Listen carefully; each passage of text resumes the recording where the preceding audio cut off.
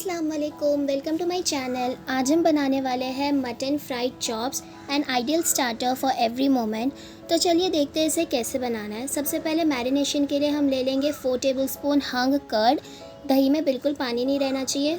थोड़ा मिक्स करके हम इसमें ऐड कर लेंगे चिली पाउडर। मैंने टोटल 3 टेबलस्पून चिली पाउडर लिया है, जिसमें से 2 टेबलस्पून रेड चिली पाउडर है and 1 tablespoon Kashmiri red chili powder है, जो स्पाइसी नहीं रहती है। दैन हम इसमें ऐड कर लेंगे 1 टेबलस्पून ज़ीरा powder, 1 tablespoon garam masala powder, 1 tablespoon धनिया पाउडर, 1 टेबलस्पून मीट मसाला, मैंने एवरेस्ट का मीट मसाला यूज़ किया है, 1 TSP chaat masala, half TSP काली मिर्च powder, a pinch of orange colour, ये ऑप्शनल है, थोड़ा सा सॉल्ट या एज़ पर taste, 2 tablespoon cornflour, 1 tablespoon lemon का जूस एंड एक एक करके हम इसमें ऐड कर लेंगे 2 अंडे, थोड़ी सी कोतमीर चॉप्ड एंड इसे अच्छी तरीके से हम मिक्स करके इसका एक पेस्ट तैयार कर लेंगे।